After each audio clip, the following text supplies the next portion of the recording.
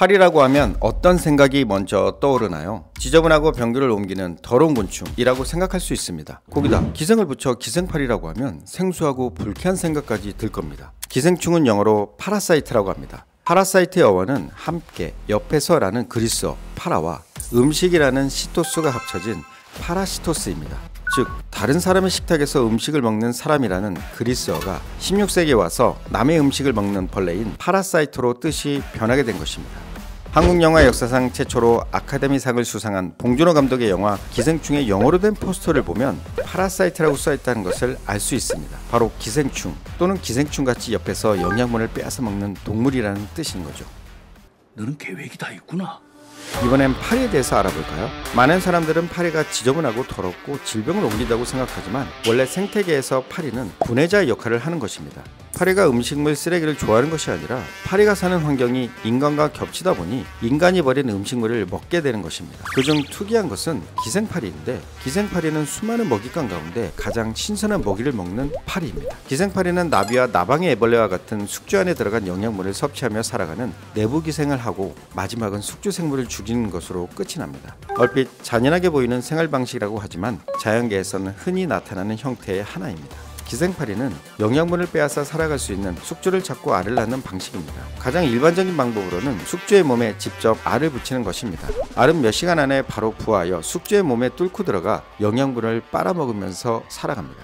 그런데 왜 기생파리는 숙주 몸에 알을 낳는 것이 어려움에도 굳이 기생하려 할까요? 상대는 움직이고 심지어 방어할 수 있는데도 말입니다. 오히려 식물의 잎의 표면이나 땅에 알을 낳는 편이 나을 수 있는데도 말이죠.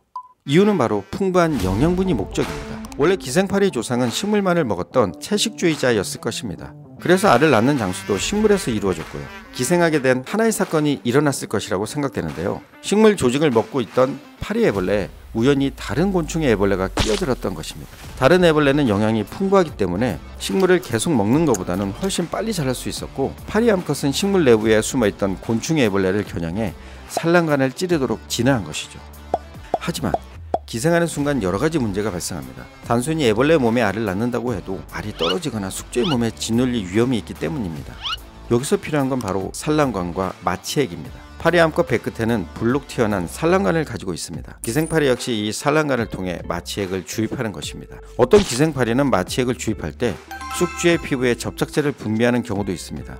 이렇게 하면 자신의 알이 숙주에서 떨어지지 않기 때문이죠. 여기 기생당한 주홍박각식 나방의 애벌레가 있습니다. 이미 몸 안에 기생파리 애벌레가 숙주의 영양분을 먹고 자라고 있습니다. 이를 아는지 모르는지 나방 애벌레는 먹이를 충분히 먹고 빨리 번데기가 되어 성충이 되기를 바라고 있겠죠. 몸속 기생파리를 확인하기 위해 나방 애벌레의 머리와 끝부분을 고정하고 해부가위로 배 중앙을 가릅니다. 초록색 내장이 보이고 이를 천천히 거두면 꿈틀대는 기생파리 애벌레의 모습을 볼 수 있습니다. 하나, 둘, 셋. 모두 6마리의 기생파리 애벌레가 숙주 몸에 붙어있는 영양분을 빨아가면서 살아가고 있었던 것입니다.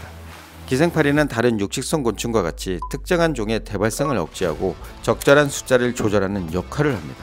파리라고 다 지저분한 환경에서 사는 것이 아니라 생태계를 자연스럽게 이어가는 중요한 일을 하는 것입니다. 파리에 대한 생각이 조금은 바뀌지 않았을까요? 오늘의 기생파리에 대한 이야기는 여기까지입니다. 과학문방구의 멀더였습니다.